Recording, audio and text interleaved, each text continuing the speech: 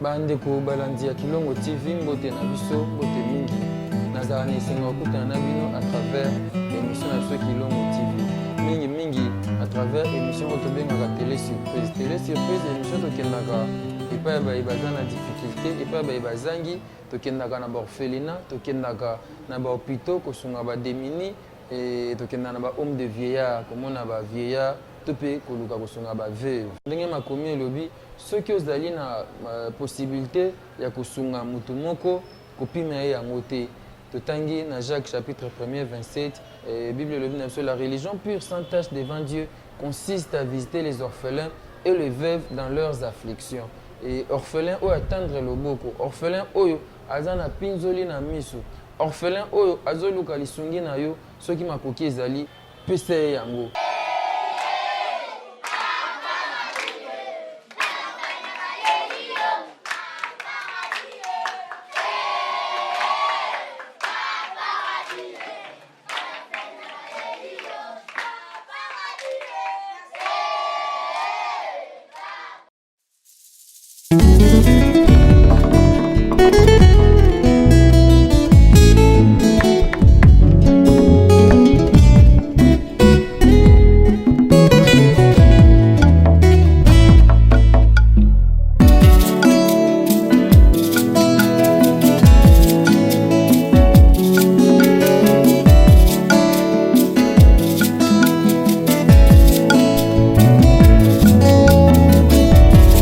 Ma Bible dit, tu es le chemin, tu es la vie, tu es la vérité.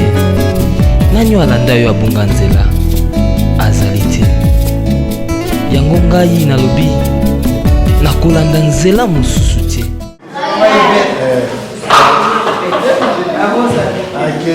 Akendaki atoni alors bango pe na mwa bakoki na bango nzambe asungi bango bakanisi biso mokolo ya lelo bayelisi biso biloko oyo bomoni ekoti wana toza na loso huile na baspageti donc tokolia kitoko nzoto ekoma mpenza nzoto mafuta sembeseme ntango tokolia toza kotonda nzoto ezokoma sembeseme totia bango mpe na kati ya losambo na biso en dehors ya geste oyo opose pratiquement kolengisa mpe bana la cuisine na bino mpa na biso ça va toyoka papa. Merci beaucoup. En fait, mbote na biso nakomonanga papa Rabi Mavinga mama aza awa te aza mikili ya poto ntango ayaki abangi te ifaki etala bana oyo tobengaka orphelin asinga fa ya awa na hors père nde bomoni bosepeli bosepeli komona ye ok abaki aolekisa boyi te fa ya aya kotala bino ayaki deja basololaki nde lelo bomoni aye na olinga ye aloba nanu esengo nde eza ndenge nini nsima ngai na sisa bongo te mama Hermeline autene mikili ya poto esengo nange ezali nasepeli komona bino nayaki mwa mikolo mikeme nalobi ifo naluka esika oyo baorphelina baza natambola nayebai place mosusu me mwana ngai alakisi ngai abike moko mpe eza quelque part yango nayaki lobi tosololi awa na maser mabi na oleka lelo natala esengo te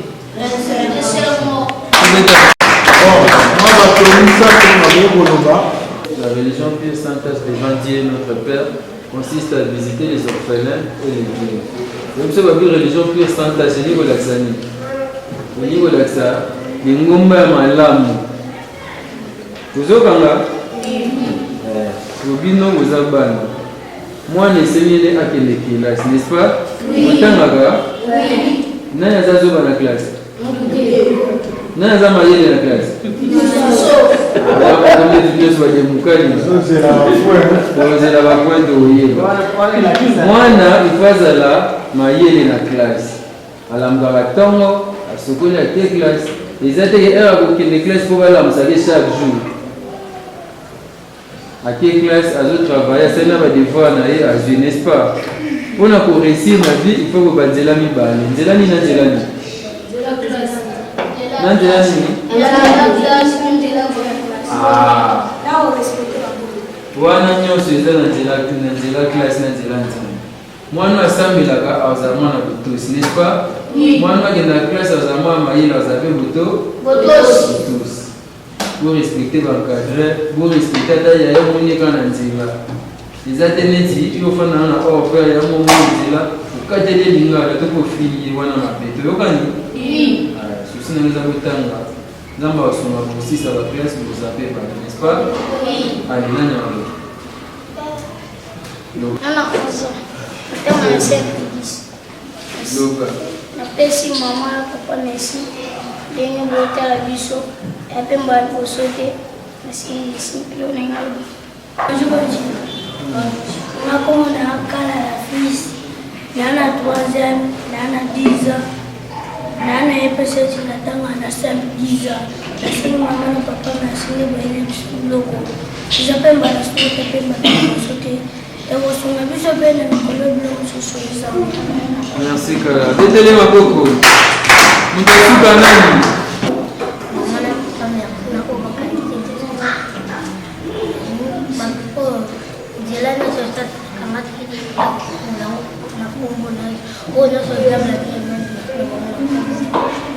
Merci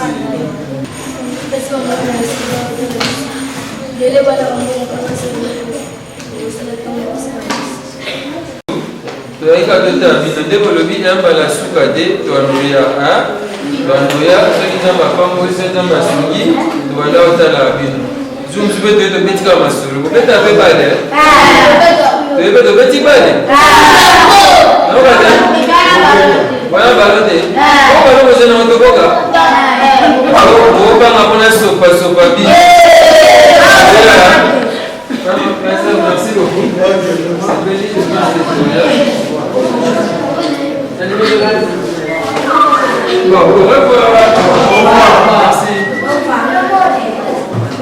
Azalité yango ngai nalobi nakolanda nzela mosusu.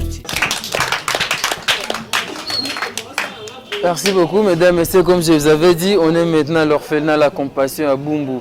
Nous sommes venus rendre visite à ces orphelins, à nos enfants. Et les peu que nous avions, c'est ce qu'on a apporté.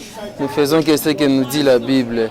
Et qui donne aux pauvres est prêt à Dieu. Voilà, on est donc là à l'orphelinat La Compassion. Bon, bien, hein?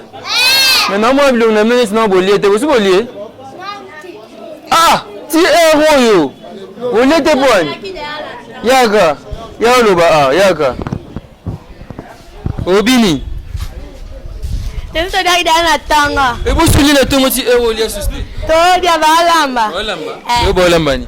Balamba. Matembele na loso. Na poisson. Na poisson. To gete to zira to dame. Yaga masa yaga. Yo ko mono nani? Rinidi. Nani? Rinidi. Yo bolé na tanga. Na tanga lhe ni. Na tanga lhe ni? Spaghetti. Spaghetti. Vous savez pas où les matembele. Na zira to dame. Ça va, on a bien osé à tout dame. Nani on l'a mablo comme Azizele. Ça c'est très bien. En fait, tu as eu ta bino, tu as eu ma mère Méline. Ma mère Méline a papa na bana bakanta bino. Tu as eu no mablo mkebo moni wana. Bo sepel nango? Ah bah sepel nango c'est bien. Ya on te a qui nango?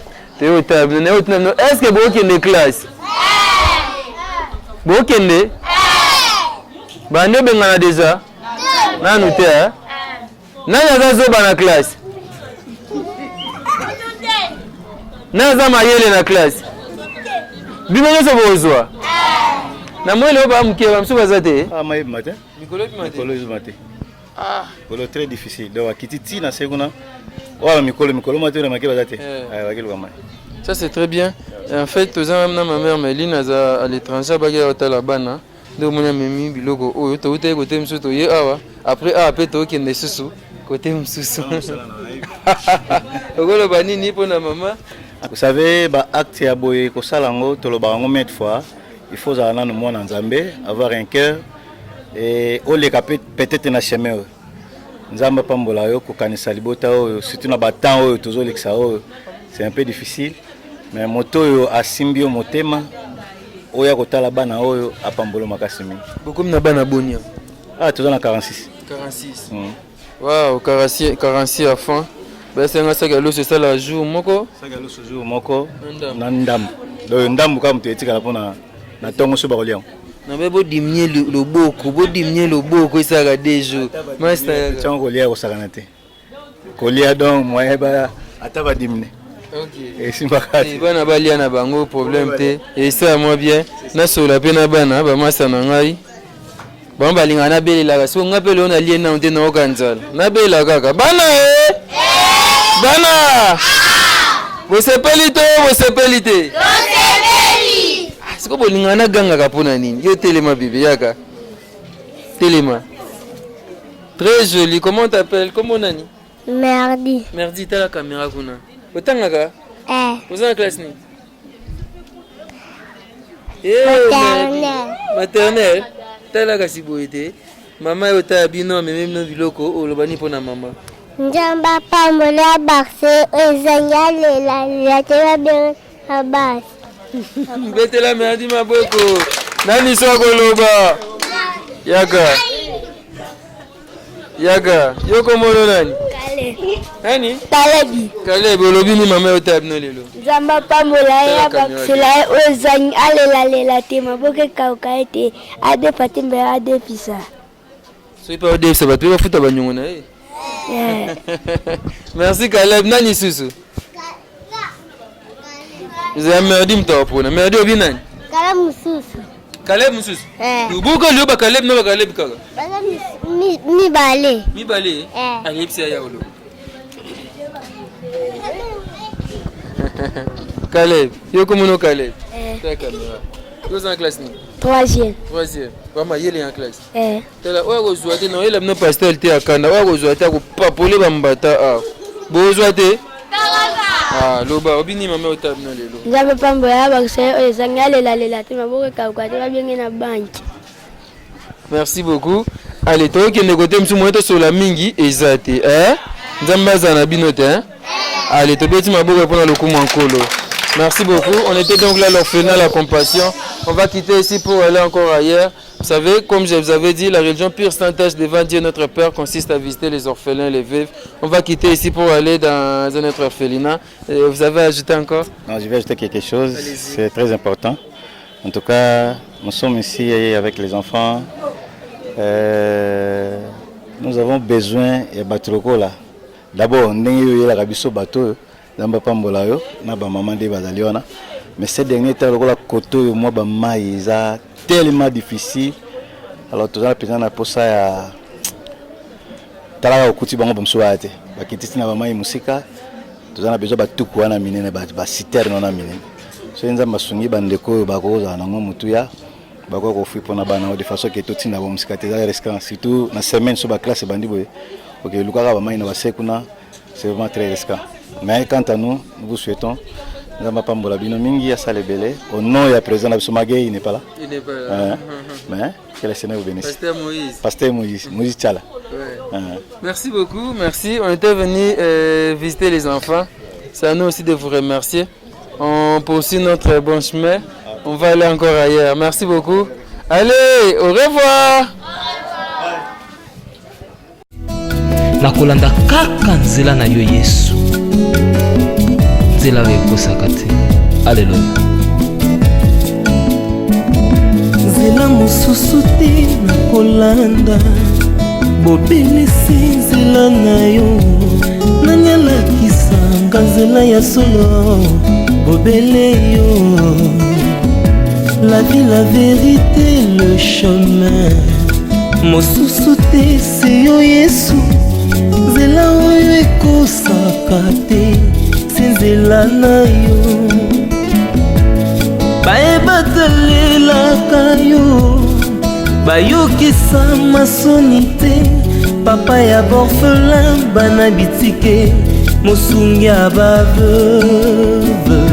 Mobikisi oyo asekola ngai, liboso ya banguna. Voilà, comme j'avais dit, on est maintenant dans l'orphelinat, les cris des orphelins. On est maintenant alors les cris des enfants, c'est ça. On est maintenant à l'orphelinat les cris des enfants à Selembaou. Et c'est ici que nous allons mettre un point final à notre course. Totamboulou mingi. Tu es à côté, monsieur Tokomia. Na sepeli, na été pour ça na peu même quoi bana bazande, vous aimez bien. Oui, na ngolu ndenge ozomona bango, bazana bango bien na ngolu kaka ndenge nzambe na bino azo pesaka bino de bazo vivre mokolo mo. Je pense que bazo tanga classe ezo qui est bien. Oui, na ngolu nzambe classe ezo kende malgré moi ba mikakata na mike zali par rapport ya ba minerva na bango parce que ndé to ba chaque fois l'état tiaki gratuitement mais côté na biso ezate do bazo kendaka toujours côté na biso tendeni l'état tché pour la primaire où ils a la gratuité ya biso tozana ngote côté par rapport à fozwa bana ndeka mikio no la bango a okenda bango na distance amulayo wana ezo tenir te moins que to côté bango na privé. De bana bazana école publique te bana école privée ndenge bazo mema makamu muke tant bozo pesa nde bango pe bazo tanga donc tozo kendela kandengo nzamba sunga batanga mais côté un peu côté maïza moi passe. Oui, surtout les camamaïs chaque jour moins que 15 000 francs congolais, 20 000 francs congolais. Babido. Je crois que babido yango ils ont tout vide na ba sokolité parce que toi là mbongo toi au fond maï na pourquoi lelo je crois que bazana toi là mbongo maï té. OK. Toi na maman yaki kotala bana auti nini kila poto azani ate na papa kuna basola ki babite basa ne fisque geste moi bolingo ya moni moi sukali moi elo mkeba ki na ya ngwana okolo bani pona geste. Oui, merci beaucoup maman Hermeline nzamba pambola yo na souci oyo o kanisi pona bana etike comme na bango moi muke nzamba zo pesa bino je crois que nzambe on a orphelin selon Jacques chapitre 1 verset 27 Bible bi la religion pire oyo ndimami eza sans tâche eza bato bazokanisa bana etike je crois que nzambe wana ko zanga te ko pambola e ko zapemba la liboso te je crois que ta nzamba ko pesa ko zanga te ko kanisa ka bana etike ya. Merci beaucoup. Les cris des enfants. Les cris des enfants. Namoni président Zawana. Président bonne santé. En tout cas, ça va bien. Vraiment, tout ça bien, ma vie, tout ça bien. Tout ça qui te en colo. C'est très bien. En fait, maman Hermeline, elle a une Mikili Poto, elle a une vidéo tout ça là-bas. Le quoi, elle a habité à Tours. Mais ma bonne fils qui est Soukali, mais la tati et za malam mingi. Qu'est-ce que vous faites dire par rapport à ces gestes? Namoni kaka sukalité, peut-être le langage, mais namoni loso vilamba, beaucoup de choses ici, ça m'a égayé. Merci maman, ndengo kantibiso. Ils ont rare, ils ont vraiment difficile, bande quoi poto, pour que bah peu ça la makambo sali. Il y a beaucoup, bah caranabango souvent, mais pour leurs affaires privées, non pour aider les orphelins. Tous les orphelins, les cris des enfants, ils ont la Selimbao. Na avenue Totila 27 référence Babambou na quartier Madiata. Tu yambi yo maman tu sepeli na nzela. Madiata c'est comment musicien? Oui, Madiata c'est comme ancien musicien kufa pe déjà. Mais tu la quartier na. Maman merci. Bana na bino baza 45. Tous en bana mi balé baza sérieusement malade. Je vais vous présenter tout à l'heure vos images. Donc, baza penza malade, tous on a 4 étudiants, baza diplôme d'état, awaka na aide na bino, au moins 10 €, 20 €, 5 €, 50 €, 1100. Et sungi bana basisi classe, quelle université, tout ça va syllabus, ça ressemble, il y a pas mal de besoins chez nous. 32 bazo tanga, faut payer 100 000 francs congolais na biso par enfant, donc fois 32, donc allez-y calculer, donc il y a pas mal de besoins. Donc tout ça c'est vraiment les soumis na bino. Bon soutenir biso, nous maman oti poto payer côté la biso. En tout cas nzamba ozanga te ko bénir bino. Bon travailler en collaboration avec Rabi Mavinga Foundation. Ils ont vraiment essayé mingi. Ça va nous parvenir. Merci beaucoup président. Lumière Ezo Kende. Je vais tenter de parler avec les enfants et puis on va partir. Et on était venu ici à l'orphelinat, les cris des enfants à Selema. Oui, baza, au début on va comment bon côté. Dans mon espace ça y répond à bana. Allez, yaya boloba awa. Bolembi. Yokuto lati elamba te. Comment on a? Comment on a gradi? Maman Hermeline et on a biso fondation Rabbi Mafia Toyota Labino et c'est monde. Et ça lui sont bien. Obini Kaspo. Na vinja mafambo la bino merci fondation Rabbi Mafia Ndebo quand service quand même que bon on a pu nous merci. Nanya Oluba. Nanya Oluba. Comment on a? Saint. Nani? Saint. Saint. Ah, comment on Saint? Saint, on l'obini de Toyota Labino lelo. Nabi njama bansa. Wa makasi Saint. Nabi merci au bon tira nabi somba sima zubo baksa. Ah sukawana. Sukinoka wana. Merci beaucoup. Nani so nani alibamta suka yaka. Comment on a nous en classe nini yaka? Comment la Israël? La 5 la deuxième secondaire. La 5 merci na maman da tiro solo na bilamba na suka nza pambola bakse wezanyi. Pomba simala lisusu. Pomba simala lisusu. OK. Oh, disulu bakisi. Luga lisusu. Na 5 njama pambola biso na za posa pela mbongo ya classe. Po tinga bi. Mbongo ya classe tinga biso pona mo ba benga na biso na classe. Ba banda bengana. Ba ko benga na biso na classe. On a za posa mbongo ya classe. Tuza pena posa mapapa. Zapa ko posa wala biso mapapa. Ça va. Zamba Sunga, Zamba Sunga. Merci beaucoup Coco Dema.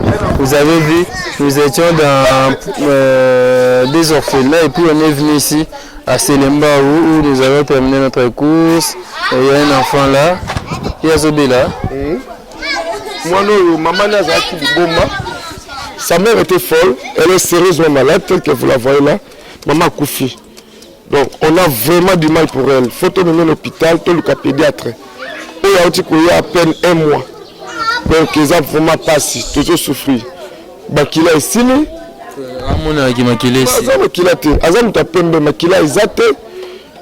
Je ne sais pas, maman peut-être sauver. Moi, non, arriver là, soit, je ne sais pas, Dieu voudra. Donc, ça fait 4 jours. Azam vraiment malade. Maman n'est pas Koufi à Tiki. Ceux qui sont là, ils ont sauvé via. Nous avons pas mon abisso. Comme on a eu Rachel Azobi là, on dégote sur Rachel. Azana diminution Makila, Nzamba Sungai. Merci beaucoup vous qui nous avez suivis sur Kilongo TV. Merci à tous les amis, merci à Fisto Bastende, merci à Dominique Kielemon Amsagata, merci à Papa Dival Kassongo, merci à Angèle Kekela, merci Lévi Cyril, Modabi, le garçon capable. Merci à toi, merci à vous tous, Elzé Walista, merci à vous tous vraiment, merci à Hugo Demaké derrière la caméra, merci aux amis qui nous ont accompagnés, merci à maman Hermeline, merci donc à vous tous, on se retrouve très prochainement pour un nouveau numéro. Merci.